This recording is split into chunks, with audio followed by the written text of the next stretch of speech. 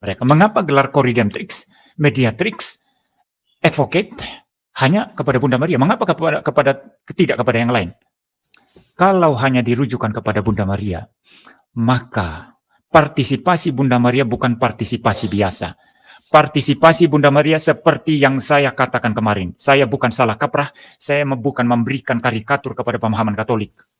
Ya, memang di dalam Katolik itu percaya bahwa Bunda Maria itu berpartisipasi di dalam penderitaan Kristus, berpartisipasi di dalam kesengsaraan Kristus. Ini yang Protestan tolak.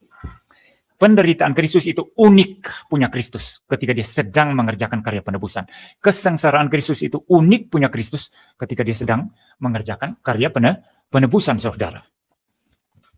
Maria tidak berbagian apapun di dalamnya. Bagian Maria, partisipasi Maria hanyalah apa? Melahirkan Sang Juru Selamat. Itulah partisipasi Maria yang terpenting.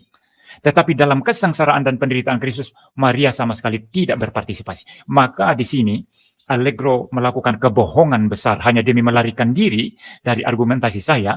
Dia kemudian membuat satu kebohongan besar dan mengatakan Maria berpartisipasi sama seperti yang lainnya berpartisipasi. Sepenuhnya penebusan itu penuh milik Kristus dan Maria berpartisipasi dalam rahmat Allah. Tapi apa yang dia tidak sadar, tidak pahami di sini? Mengapa Maria menjadi unik sebagai co-redemptrix, sebagai mediatrix, sebagai advocate? Kalau mau bicara partisipasi, semua berpartisipasi. Saya juga berpartisipasi dalam mengkhotbahkan Injil Kristus. Itu partisipasi saya. Saya berpartisipasi. Memberitakan Injil, walaupun kamu bilang bidat ya, tapi yang bidat kamu. Ini posisi yang sangat unik. Lebih tinggi daripada para rasul, lebih tinggi daripada para nabi, lebih tinggi dari paus, lebih tinggi daripada magisterium, lebih tinggi daripada semua manusia, lebih tinggi daripada semua orang percaya. Jadi engkau mau melarikan diri kemanapun, saya tangkap kamu, Patris Allegro. Epistemologimu keropos, logikamu keropos. Gak usah, masih mau paham metafisika? Yang pertama, kesalahan dasar dari pendeta MDM. Dia mengira bahwa semua partisipasi itu satu jenis. Ya, Pak Pendeta MDM pakai metafisika, tapi metafisika papan triplex alias datar-datar saja. Dalam metafisika partisipasi, kesamaan dalam partisipasi tidak berarti kesamaan dalam modus, cara, derajat, tingkatan, fungsi, sejarah, dan kedekatan ontologis dengan sumber. Penting, ya. Orang betul itu cerdas dan cermat, ya, bukan sekedar protes-protes. Contoh sederhananya, ada air laut, ada embun, ada sungai, dan darah manusia, bahkan getah bunga pepaya, misalnya getah pohon pepaya, itu sama-sama berpartisipasi dalam realitas air. Sama-sama berpartisipasi dalam realitas air. Tetapi tidak semuanya dipakai untuk membaptis. Dia harus air yang mengalir. Tidak semua mengairi sawah. Getah dari pohon tidak mengairi sawah. Ya. Tidak semua mengalir dalam tubuh, hanya darah saja yang mengalir dalam tubuh, atau ketika dia minum, makan. Begitu juga dalam rahmat, saudara-saudari. Semua orang kudus berpartisipasi dalam karya Kristus, tetapi tidak semua berpartisipasi dengan cara yang sama. Ya. Musa berpartisipasi secara profetis dan tipologis. Para rasul berpartisipasi secara apostolik dan sakramental. Para martir berpartisipasi secara kesaksian darah. Imam seperti Romo Allegro dan Romo Cafe, Romo Luther dan Romo Zwingli berpartisipasi secara ministerial. Calvin, MJM dan kawan-kawannya partisipasi tingkatnya di bawah lagi. Maria berpartisipasi secara maternal, unik, personal, historis, dan paling dekat dengan misteri inkarnasi serta salib. Yang paling dekat tidak ada, bukan orang Protestan, Bunda Maria. Ya. Firman Allah itu sebelum dikenal dunia, Maria sudah jaga selama 9 bulan, bro. Ya, bukan Protestan yang jaga firman Allah, Bunda Maria yang jaga firman Allah dalam kandungannya sendiri. Kalau tiba-tiba dia berprotes, mana ayatnya saya harus mengandung, selesai. Ya, dia kasih gugur itu anak, kita kosong semua. Ya. Yang kedua, partisipasi tidak mengurangi keunikan Kristus, sama sekali tidak. Ya. Dalam teologi Katolik, Kristus adalah sumber utama, penuh, mutlak, dan cukup dari penebusan. Maria tidak menambah kekurangan Kristus. Jangan terlalu main boneka jerami. Maria tidak menjadi penuh menebus kedua. Jangan bikin boneka jerami. Ya. Maria tidak berdiri sejajar dengan Kristus. Karena kamu punya otak yang suka blender itu, maka dia menjaga supaya kamu jangan takut kembali ke Katolik. Paus akhirnya minta supaya itu jangan dipakai secara resmi. Ya, koredentris yang kamu itu. Karena itu kamu cenderung untuk melihatnya sebagai persaingan, kompetisi. Otak belum mampu untuk paham partisipasi, tapi sok mau bicara tentang Tuhan. Nah, itu kurangnya Protestan di situ. Maria menerima, menyetujui, mengandung, melahirkan, menyertai, dan menyerahkan diri dalam iman di bawah salib. Tidak ada satu Protestan pun yang sama seperti ini. Jadi stop omong-omong tentang Maria. Dia tidak menciptakan rahmat. Dia tidak memiliki rahmat dari dirinya sendiri. Dia berpartisipasi dalam rahmat yang seluruhnya berasal dari Kristus, bukan dari reformat, bukan dari reformasi, bukan dari Calvin. Ya. Di sini NGM gagal membedakan. Kausa prima, sebab utama, Tuhan kita Yesus Kristus. Kausa instrumentalis atau kausa partisipatif, sebab instrumental, manusia yang dipakai Allah. Dan partisipasi maternal yang unik satu-satunya. Tidak semua perempuan jadi Theotokos. Ya, bahkan ibunya pendeta MDM juga tidak. Ya, dia tidak usah datang. Kita semua sama berpartisipasi. Tidak, hanya Maria saja. Hanya daging Maria yang bisa jadi dagingnya Yesus. Di mana sabda Allah berinkarnasi. Tentu, ketika pendeta berkhotbah, itu partisipasi. Ketika pendeta buka mikrofon dan kamera, itu partisipasi. Ketika rasul memberitakan Injil, itu partisipasi. Ketika Musa menjadi pengantara perjanjian, itu partisipasi. Ketika Paulus berkata, kami adalah kawan sekerja Allah, itu partisipasi. Tetapi ketika Maria berkata, jadilah padaku menurut perkataanmu, tiba-tiba MYM dan kemungkinan besar kawan-kawannya berdiri di pintu rahmat sambil membawa stempel. Sudah boleh lewat, bro. Tidak boleh. Maria tidak boleh. Ya, kenapa? Saya langsung teringat permusuhan besar antara ular tua dan perempuan itu. Ya.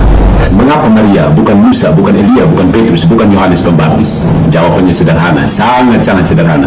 Karena tidak ada Musa yang mengandung sang sabda, menyusui sang sabda. Tidak ada Elia yang memberi daging kepada Logos. Tidak ada Petrus yang berdiri sebagai bunda sang anak di bawah salib. Dia sudah lari, sebelumnya sudah 3 kali menyangkal. Tidak ada Paulus yang sejak awal misteri inkarnasi berkata fiat atas nama kemanusiaan yang menanti keselamatan. Paulus malah sibuk kejar orang Kristen dulu, baru bertobat karena doa-doa gereja juga.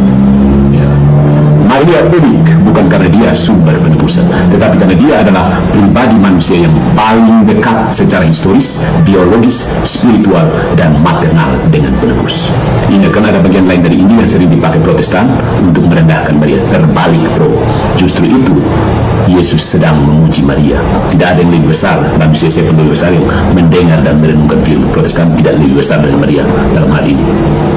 Ya. 9 bulan sebelum dunia mengenal sang firman, Maria sudah jaga dia dalam kandungannya sendiri. Coba tanya seorang ibu tentang bagaimana dia dengan komunikasi dengan bayinya di dalam rahim. Musa menunjuk ke Kristus. Para nabi meramalkan Kristus. Yohanes Pembaptis mempersiapkan jalan Kristus. Para rasul mewartakan Kristus. Maria mengandung Kristus, melahirkan Kristus, membesarkan Kristus, mengikuti Kristus, berdiri di salib Kristus, dan menerima murid terkasih sebagai anak dalam tata keluarga baru rahmat. Itu bukan partisipasi biasa, dan Katolik memang tidak pernah mengatakan itu partisipasi biasa seperti partisipasinya MYM dalam mewartakan Injil warisan VOC itu. MYM mengatakan bahwa Maria hanya berpartisipasi dengan melahirkan sang juru selamat, tetapi dalam kesengsaraan dan penderitaan Kristus, Maria sama sekali tidak berpartisipasi. Ini ciri-ciri anak-anak durhaka seperti ini, maling kundang punya saudara-saudara. Ini bukan hanya keliru secara teologis, tetapi juga miskin secara antropologis. Ya, miskin secara antropologis. Seorang ibu yang berdiri di bawah salib anaknya tidak sekedar menonton, bro. Ya, dia tidak sekedar menonton di situ. Dia ikut menderita, bukan sebagai pelaksana penebusan subjektif, tetapi sebagai ibu yang menyatukan penderitaannya sendiri. Sakitnya tuh di sini. Yesus yang kena tikam, dia kena injak-injak di sini. Coba tanya seorang ibu yang anaknya disiksa di depan umum. Ibu saya bilang, oh aku nonton kamu loh, aku tidak berpartisipasi.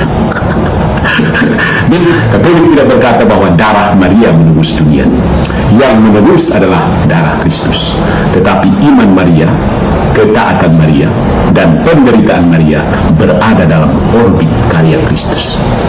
Di Kalvari atau Golgota, Maria tidak menjadi imam agung, Kristuslah imam agung. Maria tidak menjadi sumber rahmat, Kristuslah sumber rahmat. Tetapi Maria berdiri di sana sebagai bunda sang korban, Stabat Mater Dolorosa. Ya. Dalam tata partisipasi itu tidak sama dengan Musa, tidak sama dengan Elia, tidak sama dengan Patris Allegro, apalagi dengan MDM.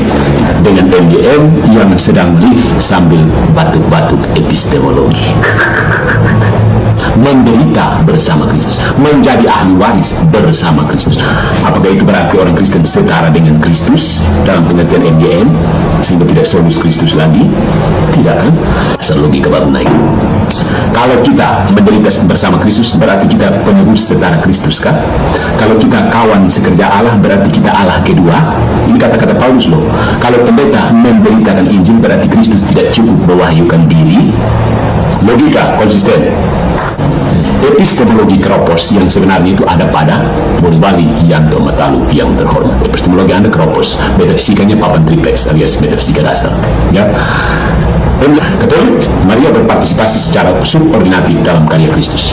MDM menjelaskan ini sebagai Katolik menjadikan Maria penerus sejajar dengan Kristus. Ini kan sudah instrumen kan, ya kan, mengaku ini instrumen. Tidak mau MDM. Pertanyaanmu sebenarnya mudah dijawab. Maria diberi gelar unik bukan karena dia setara dengan Kristus, tapi karena partisipasinya memang unik. Semua orang kudus berpartisipasi dalam rahmat, tetapi tidak semua berpartisipasi secara maternal dalam ini. Lihat maternal, kata bahasa Latin mater, artinya ibu. Petrus tidak mengandung logos, tidak mengandung. Paulus tidak melahirkan tubuh yang disalibkan itu. Kristus adalah penebus secara prinsip, absolut, dan mandiri. Princeps, artinya utama. Ya. Absolut, mutlak, dan mandiri. Solus. Maria adalah rekan partisipatif secara subordinatif, maternal, dan derivatif diambil darinya. Sub, ordo, di bawah tingkatan, bersifat keibuan, maternal, dan derivatif mendapat kekuatan dari yang utama dari prinsip. Kristus adalah mediator tunggal dalam kodrat dan kuasa ilahi manusiawinya. Jadi karena perfectus Deus, perfectus homo, maka dia itu satu-satunya. Karena dia homoousius dengan Bapa dalam kealahannya, homoousius dengan manusia dalam homoousius dengan manusia dalam kemanusiaan, homoousius dengan kita dalam kemanusiaannya melalui Maria itu. Ya, jadi Maria adalah mediatrix hanya sebagai saluran doa dan rahmat yang seluruhnya bergantung pada Kristus. Kristus adalah the main advokat, advokat utama di hadapan Bapa. Maria adalah advocate dalam arti syafaat keibuan dalam persekutuan para kudus. Dari sini kita masuk ke pintu terbuka untuk masuk ke gelar satu lagi, gelar Maria, Ratu para Kudus.